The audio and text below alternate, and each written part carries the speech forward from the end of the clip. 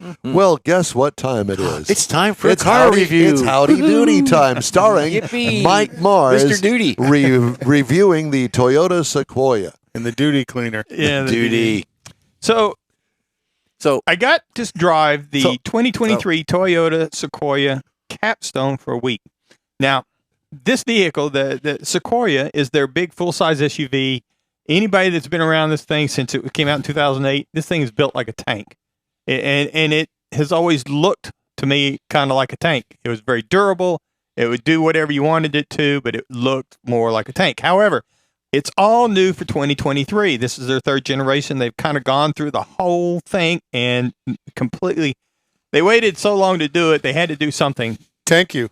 And it's now available in 5 trim levels, starting with an SR5. The Limited is their most popular because it's kind of mid-level. Then you get up to the Platinum and the TRD Pro and the Capstone, which is what we were driving. And it was white. We had the white one. And if you want to go beyond a white pearl color, what do? You go to wind chill pearl white. I mean, this thing was white and it looked really good. I love the way they styled it and I love the color of it. You're going to find it's typical. It's got LED lighting all the way around with the automatic leveling headlights that are really nice, power running boards, got a power lift gate with a flip-up glass. It's kind of gone out of style, but I think it's really nice to be able to just set stuff up in there. Had the power sunroof, and it rolls on some nice 22-inch dark chrome wheels, and it just gives it an overall different look. It's gotten more stylish with like a lot of the other SUVs that are full-size. It needed an update. It did. Mm-hmm. It did. You get onto the inside of it. Of course, we're in the Capstone, so we've got the leather interior. We've got the heated and ventilated front and second row captain's chairs. We had the third row is a power folding seat, and it also slides for adjustments for the third row. Has wood trim all around through it. Now, the driver has a 12.3-inch digital meter gauge package, whatever you want to call it now. And it's got a 10-inch heads-up display that's just got all kinds of stuff in it. A 10-inch head-up display? Yes, you don't really need the other one because it's all right there on the windshield now. I mean, it was pretty impressive. It's not distracting? No. But even better, in the center stack, there is a 14-inch monitor. Now, this thing, if you look at the picture that's up there, if you can see it, it's surrounded by the air conditioning vents that look like handles. Like, you want to pick this thing up like a TV and take it out. Well, you got to cool it off. It is just, it was really impressive. And it's got some great graphics on it. The camera, when it shows up, the rear view camera, it's clear, very good. Surround camera, it's got the surround view, 360-degree. Toyota multimedia is all your air conditioning and everything's in there. And I really like the way that thing looks because when you get in the car, that's the first thing you see. It's just they did a good job, I think, styling it in there. Has the JBL 14-inch 14-speaker audio system with a sub and an amp.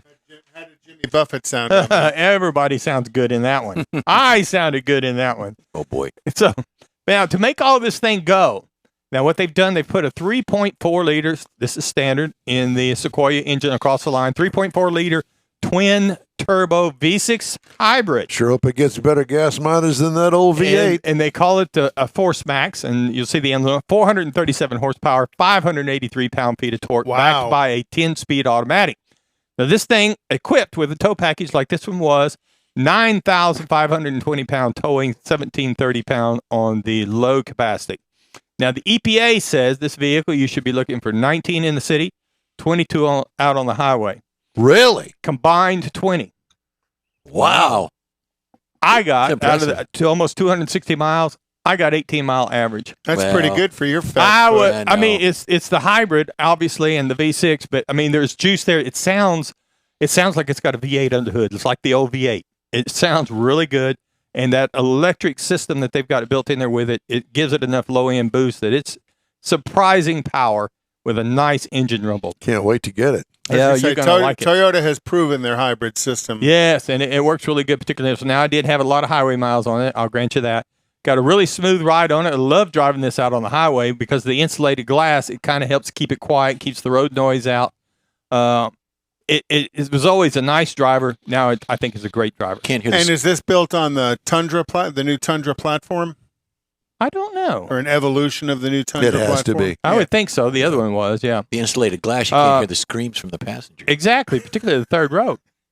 So if you're looking for something to compare it to, you're looking at the Chevy Tahoe. The base is going to start at $59,700. The Ford Expedition at $57,940. The Jeep Wagoneer is at $58,995. So if you're looking at a base SR5, you're looking at $59,960 to get into it. Now, Not bad. the Capstone, the base trim on the Capstone Here we is go. $78,300. But yours optioned mine up was with options was $80,906. Yeah, there you go. But still in the same area price range as Classification. the Actually, I think it's a little cheaper than some of them. the up-contented other ones you Yeah, mentioned. yeah. But one thing I did want to note, part of the options there on that $2,300 was that special color paint. And I love that paint. It How was much was beautiful. that paint? Paint was actually $425. That's all? Yeah. Okay.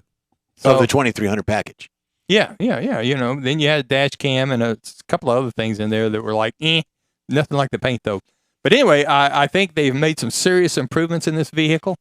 And if you're looking at a full-size SUV, it absolutely bears looking at. And is this built in San Antonio? Yes, So, Very good. So made in Texas made in Texas. Yep. By Texans. That's good to know. Yeah.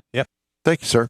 with barbecue stains on it Oh, somewhere. yeah. That's Yeah. lunch. The N-Wheel Time Car Talk Show is available 24/7 through the iHeart Radio app.